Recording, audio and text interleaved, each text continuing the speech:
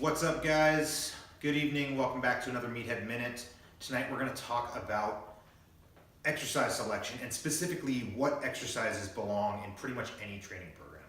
Now, as always, it's going to depend on specific injury patterns. Maybe in a very specialized sport, some of this isn't going to apply. But for the general populace and most athletes, there are a few key movements that belong in every training program. The first one of those is the deadlift.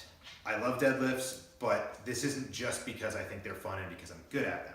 This is because we pick up stuff off the ground on a daily basis. And bending over and picking something up that's a little bit heavier and strengthening the muscles that do that is really important for your long-term back health. Back pain is such a common cause of morbidity and missed work and a whole host of other problems that having a strong back is really important. So picking things up off the ground is something you need to train.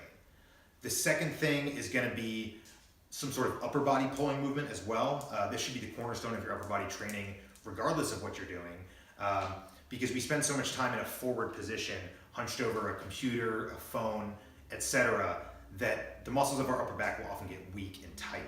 So strengthening via pull-ups, rows, base pulls, there's a litany of exercises that can be used for this. So a horizontal and a vertical pull in that sense are both important.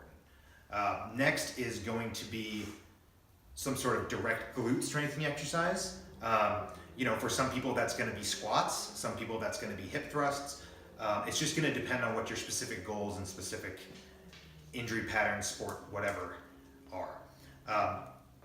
You'll notice that I haven't said anything about press yet, and that's actually number 4 or 5 when it comes to the general populace, and maybe a little bit higher when it comes to specific athletes.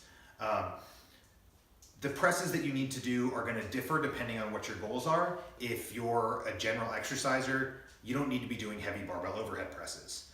Bottoms up kettlebell, lighter dumbbells, machines even, these things are all appropriate for building upper body strength. Horizontal pressing like a push-up, bench press, landmine press, all of those things can also build that horizontal aspect of your pressing ability.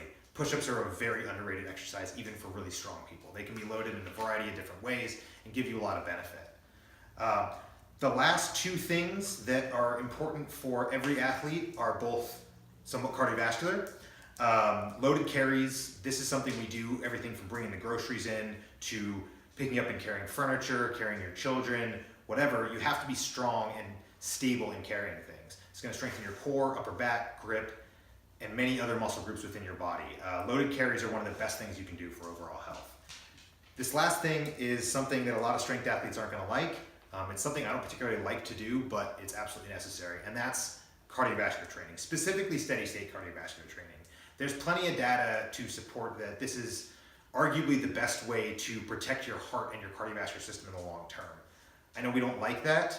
I know we would rather be lifting heavy stuff, but you have to protect yourself so that you can lift this heavy stuff and have fun into your later years. So that's the basics of what I put in every exercise program that I make for a patient, make for a client, whatever.